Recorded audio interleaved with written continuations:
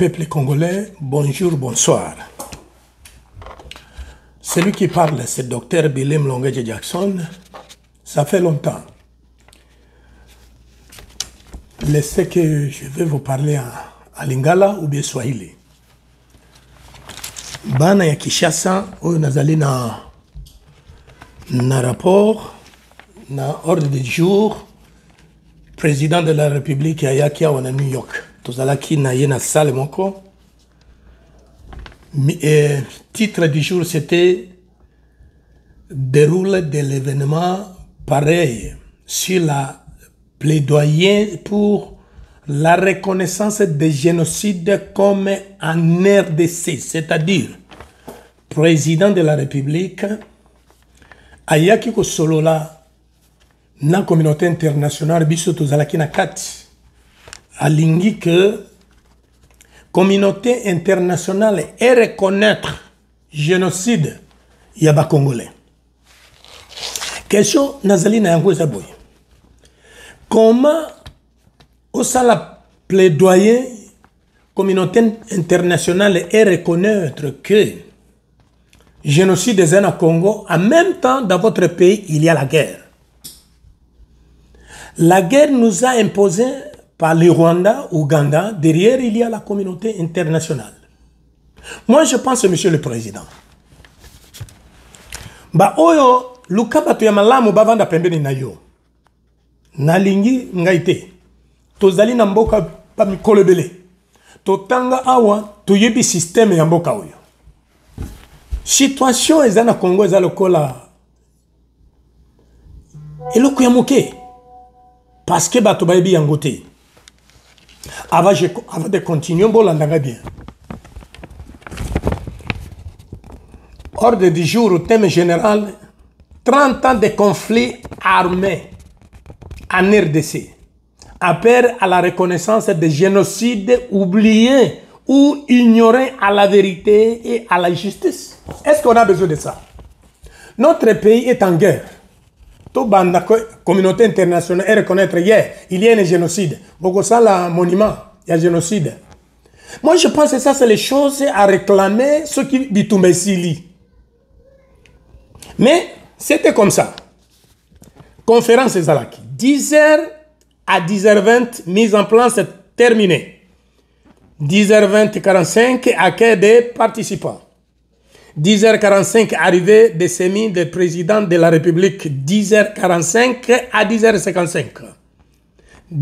Distinguée première dame accueillie par comité d'organisation et installation. 10h55, ouverture des séances. 11h, jusqu'à là. Mais je vais vous dire, les Congolais, Nabiso, il y a protocole, très bien. Ceux qui vous allez en Amérique, vous allez inviter biso, on travaille ici. Si vous bengi biso, toya koyamba président et écoutez notre président, première chose, toyebi que ça va commencer à quelle heure et terminer à quelle heure, na ebina kokene na musala. Oyo ezali parmi ya bureau nangai. Mbola nangai bien. Oyo ezali parmi ya bureau nangai. Misala na sala krango ezali ya. Président abandaki presque 12 heures. Mais président ou bana 12 heures, c'est-à-dire à 12 heures, toujours bana makambulinga qui est salé bana 10 heures, toujours bana ngwa 12 heures. Nazala ki nata ya ko terminer, il fallait na zonga na musala. Moi je pense que le temps c'est l'argent. Ce que vous allez koyana mokonzi, bon meka kotia moi discipline. Bato ya protocole, bon meka kotia ka moi discipline, ça ce n'est pas le Congo, l'Amérique. Nous sommes un pays développé, les pays puissants du monde. Quand vous invitez Bisotoya, c'est-à-dire tout est bien organisé. La communauté internationale, ça c'est une marque que Sabino, il protocole na président, qui sonne les Congolais. Ceux qui vont inviter Bisoto qui n'est pas président Moussoussou, tu vas trouver que les choses sont en heure. Ce qui est 10 heures, 10 heures, Zaliwana. Tout ce que makambo estali, comme ça la plaidoyer, il y a reconnaissance des génocides Congo tozali na guerre. Guerre yango et utiwapi. J'ai beaucoup de parler, mais je vais essayer de parler un peu. Guerre tozali nango na Congo. Boyibi yango très bien. Et uti na Rwanda na Uganda. Bazali na ba réseau na bango. Mais Congo yango moko il y a affaire interne. Et comme makambo ya tribalisme, Kamere Mwibi, ministre de la justice to Kangaye Aibi. Mais ce que vous allez koiba mwana mukem, baloba kana expressement na monoko na biso ameme na lingala. Mwana soso atondi nzungu te, mama zali na se. Ce que tosengi communauté internationale ya kosala audit na Congo. Mbongo boni bosi bobungisa, mbongo boni boiba. Ministre de la justice aya koiba. Est-ce que mokonzi ayibite? Kamere aiba. Kamere ayibite. Ay mokonzi ayibite. D'ailleurs, tango bamekaki kamere na justice alobaki nini? Elle ka en direct parce qu'elle ngaki abimisa basekele. Mais alobaki yango très bien, ceux qui n'a signé mokonzi signé kiti. Mokonzi aiba kiti. Le Congo est en danger. Président de la République. Bitumbezali na mboka na biso. Goma est tombé. Bukavu tombé. Au moment où je parle, Bazali pembeni ya Kindu Maniema, Kokota wapi, pembeni ya Kisangani. Bazalendo, ezali armée de réserve. C'est ce qu'on dit. Armée de réserve. Ceux qui armée oyoye des okokate. Est-ce que tu ne peux pas utiliser armée de réserve? Armée de réserve, bazana na bosenga kozua mokonzi na yote. Armée de réserve, bazana bosenga. Opesa bango baza ba ministre te. Armée de réserve, bazali ba autochtone, ba oyo balingi mabele na bango. Leur souci c'est la terre. Pourquoi président olingi ko équiper bango te? Parce que mutumo ko ebisiyon ke ceux qui équipé bato yo, bas bengani banguna, bakobalukela yo. Quel est le raisonnement? Monsieur le Président, Nazolo banalingala ezali message particulier olandango bien na lingala na lingena lo bana swahilité bazale no piba kolandanga bien. Na kende côté bitumba zali koya na côté ya est ezali ki bitumba liboso babenga ki AFDER. AFDER c'était objectif et libération. Na pesi bato AFDER lungonya c'est ça. Et RDC, RCD, c'est ça ba muimbi, bazaba muimbi. Basuki wapi, balambana ki kolokwa ministre, tango basali ba négociation, bazariye sur Rubero, bakomi ba ministre, ba vice-président, banani, bakomi ba ministre. C'est-à-dire bazala ki un objectif. Il y a libération de. Lelo oyo e kominanga. Dans le début, j'avais apprécié, dans le début, j'ai hésité, j'ai dit, nanga yondo pesa kimiso Félix. Olobi Félix ende président Fayulu te. Lelo zui manduki obengana oyo pesa. Pona nini mokolo wana oboya ki yete. Tondimi sava o corriger ma barrière na yo. Olobi azai mabe to bengana ye. Sikoyo bitumbango eye ezo avancer te. Raison nini Uvira et Fizi. Na période ya AFDER, est-ce que bazaki na besoin ya Uvira na Fizi? Fizi résiste ki Kabila lobi totika bango sima, le pays tombe d'abord. Tant que le pays tombe, Fizi landa kiti. La guerre est ici. Na lingina na revere bino bien. Bino bato ya M23 FCC. Ba mingi na bino na China solola na bango, peto solo kami. Je vais vous dire la vérité. Bozali na objectif ya li ko libérer mbokate. Bozali na objectif ya ko iba mongo et ko distraire le peuple. Pourquoi? Président Félix l'a dit ouvertement quand il était avec le président Kagame. Moi et président Kagame, nous avons un secret, je ne peux pas parler ici. Les vidéos est là. Peut-être je voudrais mettre ça, je n'ai pas le temps. Il a dit ouvertement, président Félix, moi et président Kagame, nous avons un secret. Et je vais vous dire la vérité. Dans votre pays, il y a la guerre. Et vous qui travaillez avec le président, qu'est-ce que vous raisonnez? Mon coloboye na président na réunion na conférence na New York, botier ba vidéo oyo zali ko attaquer président amona soni na communauté internationale. Ba vidéo zo la qui sa manquement de leadership. ozali papa na ndako bazali ko beta ennemi aye mobali aye bazo beta bana na yo bazo beta mwasi na yo yo tata ozana makasi engambe ya tata ozali wana obenga ka voisin yaka obenga ka yaka bazo violer bana est-ce que ozali tata ou bien ozali tata te c'est sans le président de la République. Yo lingi communauté internationale est proclamé oui nous reconnaissons au pays le Congo il y a de génocide baye pi yango très bien. Cherchez la paix d'abord. Kagame kosala ndenge wana a restaura ki kimia après abandi agenda wana. Comment vous travaillez vraiment? Je regrette beaucoup. Nazo mona le kone batu bozo sala na bango batangati. Comment tu vas chercher? Je vais reconnaître que ndako nanga ezali basala ki basala viole na mwasi nanga na lingi ba voisin ba reconnaître mais bazali continue ko violer. Et ça va vous aider de quoi? Aujourd'hui la communauté internationale hier nous Tondimi que Congo il y a génocide. Mais bazako bomanabino, ça va vous aider de quoi? Votre raisonnement quelque part je vois comme ezami bali bazay pembe nabino non bazami bali ezako costume ya pamba. C'est moi docteur Jackson qui vous parle. Je répète, vous avez parlé président que nous avons un secret avec Kagame. Je ne peux pas parler. J'étais calme ce jour, mais je vais révéler ce secret parce que au Rwanda, il y a quelqu'un qui m'a révélé ce secret. Il m'a dit, pasteur, ne citez pas mon docteur, ne citez pas mon nom. Je vais citer ce secret. Bolanda secret one. Je vais vous dire, quand dans les Grands Lacs, il y a un conflit, ça aide le président Kagame à continuer comme président. Il n'y aura pas les élections au Rwanda. Aucun politicien qui peut dire qu'on va faire élection. Il va vous dire qu'il y a une sécurité. Président Félix aussi l'a dit ceci. Si la guerre de l'Est, ça y est là, ça m'aide à continuer à maintenir mes pouvoirs. C'est-à-dire Félix, ils ont continué qu'on a pouvoir. Pendant l'élection, puis Tumbawana Izali, et qu'on continue qu'on a parce que je vais vous dire la vérité. Ce qui dit Tumbayananga est un objectif et libération. Ndenge Bayaki na le one. Force Bazali na yango. Je vous dis la vérité. Même le secrétaire des Nations Unies à l'Obaki Bougi. Bitumba ba arme Bazali na yango. Même les Nations Unies Bazali na yango te. Et Bitumba Obuzwaki na Goma ya Félix yango moko. Oyo Buzwaka na Rwanda na Oyo Bosomba. Oh mon Dieu. Bozali na Bitumba ya toute une nation. C'est-à-dire Bitumba ba arme Bozali na yango. Bino batu ya FCC M23. Armée ya Félix et Koki côté le matin. Mais Bozali, c'est vrai.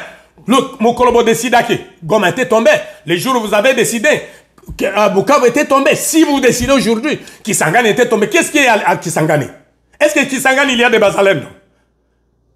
Bazaikuna, Bazaite, ceux qui Kisangani Koti, Lubumbashi, Koti na Lumbashi. C'est pour vous dire, Bazali, non objectif, wana Kagame les partenaires, Alobeli Bango Boy, bon avancer. Bon, continuez Kubunda. Ce qui va avancer, Nanga a causé un problème. Parce que qui profite dans cette guerre? Batunabiso ya ese Bazali Kokufa. Bazali Kokufa pona nini? Bazali Kokufa. Pona batumi baleba protéger pouvoir na bango yango zomona ke Félix azo bundate. Mais alobaki yango na mal. Na période de campagne, pourquoi président tu ne peux pas se souvenir de ta parole? Moindre escarmouche. Au quoi vous avez un président? Et moment le baka, na comprendre kangote. Moindre escarmouche, mobangate. Tu as une capacité ya ko attaquer Rwanda à travers ya Kinshasa, à travers ya Goma. Mais monsieur le président, qu'est-ce que tu fais? Vraiment, Nabino Bozako soutenir le président Félix Kagame et bon, je vous vois, vous êtes les malhonnêtes. Je vous dis la vérité. Vous êtes les malhonnêtes parce que vous êtes les gens qui ne raisonnent pas. Quel homme qui ne respecte pas sa parole. Même le président Trump, il connaît ça que votre président ne respecte pas sa parole. Il a parlé aux Nations Unies un bon discours. Ce qui va président, président africain, Affingi bino. Parce qu'il avait dit ceci. Bolinga batuna bino. Bolinga mboka na bino. Votre pays est en enfer. Pourquoi bozo sunga bangote? Biso tozali kokanga ba frontière. Tolingi batuana baya pa na biso te tozo benga na bango. Batuna bino. Peuple congolais, notre combat, ça continue. Je vais vous dire l'histoire du Congo. Premier président, Kassaboubou. Azalaki président, Azalaki. D'ailleurs, il n'était pas congolais, il était angolais. Moi, en Belgique, Azolandanga bien. C'est un prêtre qui vient en Angola, à côté de Bandouba Congo, à Yoana. Il n'était pas étudiant. Donc, un président Mibale Mobutu. Mobutu, atanga quitté. Vous avez dit que atanga quitté. Tango bakota ki na système, il y a CIA, secret américain, et pesa ki bango ba diplôme. C'est l'homme information parce que Nassala ba recherche. Oyo bolobaka ministre à justice, c'est Papa Tshisekedi, Azalaki, c'est un juriste, Lukuta. Félix Atanga Kite, Azalaki juriste, Azalaki diplômé. Bon prouvengai, ce qui Azalaki na diplômé, bon publier diplôme wana, Papa Tshisekedi Azalaki na diplôme, bon tia yango wana. Service ya nation ya Amérique, CIA. Ne epesaki bango ba diplôme. Parce que ba monaki ke bazali bayembi kubundela mboka na bango to pesa bango comme reconnaissance. Yakosala la biso, yakosala notre travail. C'est pour vous dire Congo. Bato nyoso bakamba Congo mutu moko atanga zaite. Mutu atanga kezaki Laurent Désiré Kabila. La communauté internationale et mon qui Laurent Désiré Kabila, il est intellectuel à Tangaka. Mutu oyo tokokokayete. Boma ye tozali nano natan. C'est la même chose au Rwanda. Président Kagame a tangate. Museveni a tangate. Les blancs balingaka batuye ningo wana parce que ba manipuler bango. Et je vais vous dire un autre secret. Si l'ambassade de France, d'autres pays européens, ceux qui bazoya kufungula l'ambassade na bango na Afrique, balingaka ko engager bato batangate. Balingaka bato oyo ba diplômé, ba salili bango formation pona nini parce que bato batangate bazalaka fidèle na travail. Muto atanga zalaka norgé, ceux qui babenganinga, je vais trouver notre travail. So oyo atanga te alobaka, ceux qui babengani anane okuzwanga, tikana batela musala nangai. C'est ce qu'il fait. Peuple congolais. Bozana beso ya koyeba. Baloba o Kagame, bino bozali aba tala. Njete ezalaka na misisana yango. Oh Kagame, kamere aiba. Oh Kagame, kamere soki azoiba so. Mokonzi ayeba kati. Mosala audite mbongo boni eyana na communauté internationale ezo tinda mbongo na Congo. Amérique tinda mbongo boni, ma millions de millions. C'est pour vous dire.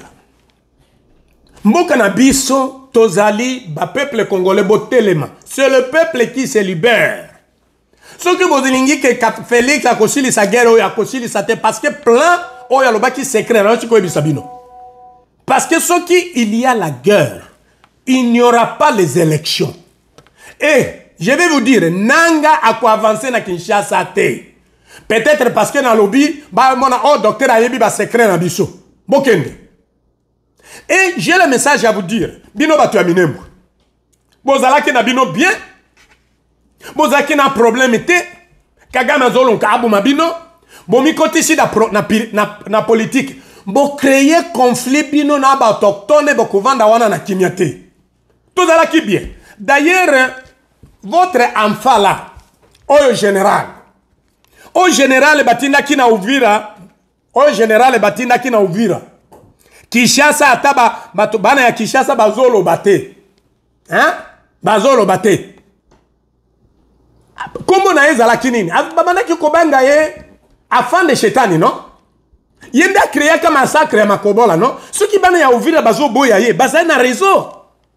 Monsieur président, ceux qui population za koloba, boyo kakana no koloba ya bato.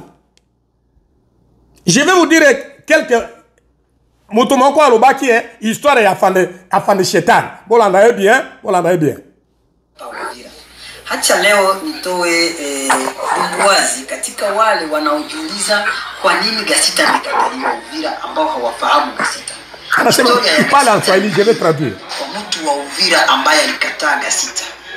Gasita kwa miaka iliyopita wakati wa RCD.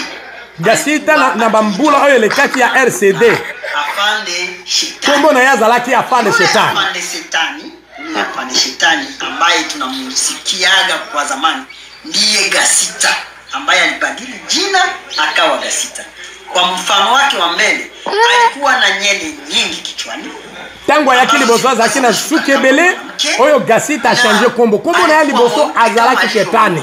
C'est pour vous dire bazolo banini yewa na nde muto a créaki massacre ya makobola. Asala massacre ebele Kasita oyo zali koloba général Kasita. C'est quoi le président de la République? Otinde la bato nabiso lisusu ngana zanano kolela massacre ya village na ngaye makobola bakunda bato vivant. Si ma otinda lisusu Kishasa général nabino moko yazali na folie. Oh, il est bon général, il est un patriote. Quel est patriote yo général ozali na liboma ozala porte-parole ya phare de ces général. Nalandaka yo ozana malade.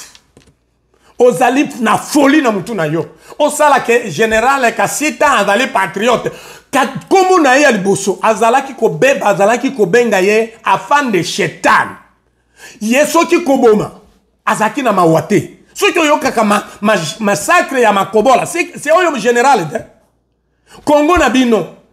Président, est-ce que tu ne peux pas faire les enquêtes? Arrêtez ces gens. Aboma bato. Ce qui n'a cité, misika sala massacre na côté à est au condimate. Si ma ozongi saye ke aya kozala général de commandant des opérations na bazalendo. Moi je pense bazalendo bozalaki mabe. Bozalendo bozalaki ma il fallait botika ya avant d'abord entourer bien na force ya bokoko bukamataye. C'est ça votre afande. Est-ce que tozali kokende wapi population ezali na droite na Uvira tango bato bazo sala manifestation koboya oyo général na bino Kasita oyo botina na Kinshasa oyebe aboma bato boni plus de 15 personnes abeta masas bato bazo sala manifestation ye wana parce que ko esprit wana ya Kasita ezali katikati na ye azali mobomi nde botindela biso na Uvira wazalendo bolandanga bien bazalendo bolandanga bien projet oyo bino bozali kobunda bolingi mabele mais secret nde na ebisi bino guerre ezali awa ezali ya libération te napesa bino exemple Poutine akei ko envers wapi Ukraine. Est-ce que monaki président Ukraine avant de calme azobunda te mais président Ukraine peut asali stratégie na yalobi toko kene na élection te il y a la guerre. Yango président Trump alobaki que votre mandat est terminé, il fallait ozongi sa pouvoir na assemblée, ba voter président de provisoire. Donc stratégie ya Zelensky qu'on va na pouvoir objectif que tozali na guerre na RSS. Mo pesa ngabi bundeli. To benga na RSS. C'est pour vous dire que guerre ya Poutine ça aide aussi Poutine. Ça aide aussi Zelensky à continuer à dans le pouvoir. Ndenge zali na est. Soki nanga ya solo azalaki na objectif ya kukuma na Kinshasa. Je vous dis la vérité. Mbele basi bakoma na Kinshasa. Mbele basi bakoma na Kinshasa. Mais objectif est nini? Bokene na Uvira na Fizi. Soki babundi Uvira na Fizi, baloba nini? Il y a encore la guerre. Parce que balingi balongola Félix c'était. Parce que dans cette guerre, ils profitent à maintenir leur pouvoir. C'est pourquoi Félix Azobundate et si aussi mona bitumazali. Aussi moni ba faire de ces penza ba bunda na bato bazobunda bazali bazalendo. Et si aussi mona ba faire de ces bazobundate. Bazo pesa bango bibundelite. Burundi, République de Burundi, bolanaga, je vais parler na lingala boyo kaka lingala bato ya Burundi oyo ezali koya oyo bozali na kimia te Burundi bitumba liboso ezalaki ya AFDEL oyo ezali ya AFDEL parce que après terminer le Congo Burundi ekozala kokende na Burundi na Tanzanie. Bayebi yango très bien. Ekozala ka kokende Burundi na Tanzanie. So Burundi, ceux qui bozali ko soutenir, bobandi ko détruire bazalendo. Je vous dis la vérité. Ndesu kanabino yango wana. Alors peuple congolais, botelema. J'ai confiance que notre pays sera libéré. Parce que bato soki batelemi mboka changeaka. Et pe na yebi yango très bien 80% ya ba congolais balingi Félix Lissousté. Balingi Félix Lissousté. Pona nini na façon ya ko gérer le pays. Ndenge Félix azali ko sala un moment on se demande est-ce qu'il est congolais. Ça c'est vrai. Alobaki yango na interview na yeke son grand-père bazali ba angolais, ça c'est vrai. Maman Marthe azali angolaise, ça c'est vrai. Nalobaki na chef coutumier moko ya Baluba parce que Baluba bazali banoko. OK? Bazali banoko. Oui bakanga bien. Alebe noko to ebisa yalo komonka liboso. Na pa ya Baluba kombo Tshisekedi ezalakate. Baluba nyonso tuna situation kombo wana. Kombo Tshisekedi et pa ya Baluba ezalakate. To yebi shambui tatu. Hein? Toi, ma combo est belle. Mais oh, ya Tshisekedi uti wapi? Parce que yebani ke e utaki na Angola. C'est ça le système. Naloba ki Angola li boso boy. Ce qui au moni rwandais azali ko travailler na un congolais. A ça la histoire, a ça la je vais vous dire la vérité, les congolais bola naga bien. Les rwandais bayebi docteur Billy très bien. Ce qui rwandais azo travailler na congolais, première chose a ça la recherche ko bazali nani. Ceux qui va trouver que azali na même coïncidence na même relation connexion na yeba lobaka yo na biso to zandenge moko parce que yo za mo pa biso pe to za papa to travailler. C'est pourquoi batiaka Félix. Alors Félix Mobutu azalaki mutu à centrafricain non? Mais azaki na bolingo ya Congo. Joseph na Bible azalaki égyptien, mais alingaki ba égyptien. Ça, les choses comme ça arrivent. Motomoko aloba ya awazala, ezalaka bongo te. Dans chaque pays, les étrangers toujours. Tozalaki na, même na Tanzanie, c'est la même chose. Même na Ouganda, c'est la même chose. Même na Kenya, c'est la même chose. C'est tout à fait normal. Bato ekolo mususu bakote ekolo mususu.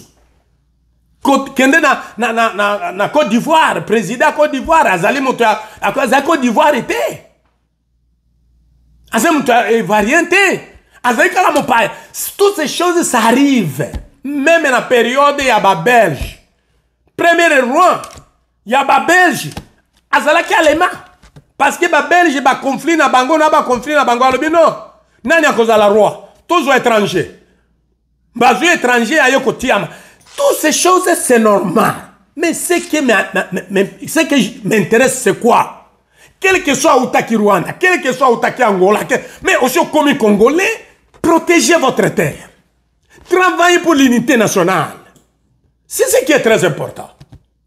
Même moi, docteur, qui vous parle ici. On sait que tu l'histoire, on a la bako, on a Outaki Soki Wapi, Kuna, tantôt Soudan, tantôt Wapi. Parce que Congo, avant tout, ezalaki terre. Mutu moko ezalaki te. Bato ba utaki pembeni na pembeni ba vandi. C'est ça l'histoire du Congo. Mais ça ce n'est pas mon objectif. Mon objectif est tolinga Congo. Comme les Américains aiment leur pays. C'est pourquoi j'ai lancé ce message au peuple congolais. Partagez ce message. Inge tabana Congo. Les diasporans de l'Europe. Et aussi bokomi lokola bokomi na malili. Bazo mona lokola bolembi. Non. Bolembate. Congo ezali nano liberté. Congo ezali nano liberté. Et je vous dis la vérité. Ceux qui continuent bon, élection kozalate. Parce que ezali projet. Bitumba ndenge ezali na est kuna. Bazali na force ba okoma Kinshasa, je vais vous dire. Dans quelques jours. D'ailleurs, alobaki nini président FC Nanga, juin, hein? Le 24 juin, le 24 juin, toko zala na Kinshasa, toko fete yango na Kinshasa. Mais Rwanda lobi pona nino lobi bongo. Bongo te. Boke na Kinshasa te. Bora ralentir l'affaire. Yango zo mona nanga ye mon kupa ndenge azali wana azana problème, azana équation. Parce que ce n'est pas nanga qui décide. Nanga ola daga bien. Ozali congolais de konangaye. Na ba généraux mususu ba congolais boyebi yango ndenge na zoloba. Ce n'est pas vous qui décide. Ceux qui zali bino na bolingo bozala ngona mabele à Congo, mais les bossi bokoma na Kinshasa. Pourquoi besoin avancer te? Parce que ce n'est pas vous qui décide. Bomiko tisi singa sika ya mabe. C'est pourquoi, peuple congolais, partagez mon message. Que Dieu vous bénisse. Bazalendo, muendele na vita. Muendele pour résister. Nata muendele pour résister. Mukana umoja. Parce que ma division yenu ndio inabaribisha. Muna besoin ya macheo cheo. Écoutez, période de libération, abaenda ke na cheo. On laisse cheo d'abord. La terre, c'est la priorité. Après libération, nous tout à fait tiers. Ça, ça, ujite général. Qu'est-ce que tu vas gagner? Général, il y a un bureau. Hein? Ujite parti politique. Parti de quoi? Muko wazalendo, mwendele kuungana, muchagwe kiongozi moja, ninyi what? Na probleme ni nini? Parmi vous, wamisha nunuliwa. Na vile wamisha nunuliwa, hawawezi tena kufanya kwa ajili ya pauvreté. Watakupatia ka $1000, $2000. Qu'est-ce que tu vas gagner? Udongo unapoteza. Kesho utakuwa esclave. C'est ce que je vous dis. Moi j'avais dit, si nanga kweli, bako na objectif ya kulibere Congo bakuye. Nous sommes d'accord. Mais nimeangalia darubini yangu iko hapa. OK? Nimeangalia microbe, niko naangalia microbe. J'ai trouvé il y a des microbes. Nakuta muko microbe, mu FC M23. Mais qu'on a un conflit ndani, abataenda fâche. Félix, il va rester là. Sauf que Félix, a changé guerre écossais là pour une semaine. Que Dieu vous bénisse. La paix du Seigneur soit avec vous. Bye.